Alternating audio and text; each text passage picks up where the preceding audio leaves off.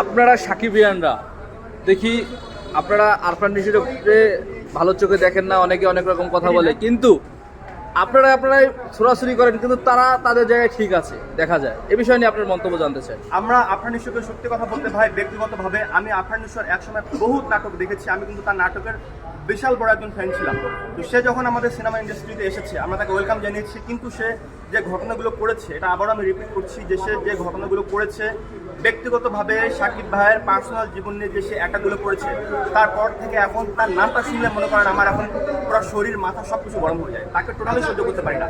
আর তার কি আরেকটা প্রশ্ন করলেন তার খানদের, শাকিব খানের তো কোনো এই বিষয় নিয়ে তো শাকিব খানের কোনো জেলাসি নাই, আপনাদের ভিতরে জেলাসি।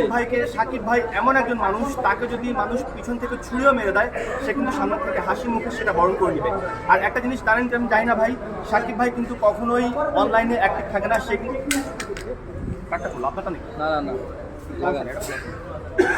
সাকিব ভাই কিন্তু অনলাইনে কখনোই অ্যাক্টিভ থাকে না। তাকে নিয়ে এসব মানে কি বলবো, এসব চামার, এসব ছোট লোক কে কি বললো না বললো, সে কিন্তু ওগুলো কখনো পড়াই করে না, ঠিক আছে, সেগুলো দেখেই না। সে সেই জিনিসগুলোই দেখে, সেগুলো খুব বেশি ইম্পর্টেন্ট। তার পিএস যখন তাকে যে বলে তখন সে কিন্তু এই বিষয়গুলো দেখে। তো ওই কে কি বললো না বললো এগুলো যেমন সাকিব ভাই কেয়ার করে না, আমরা ওগুলো কেয়ার করি। আচ্ছা, তাণ্ডব সিনেমা আরফান নিশো থাকলে বয়কট, কিন্তু আপনার জার্সিতে লেখা আছে তাণ্ডব সিনেমার পোস্টার, কেন?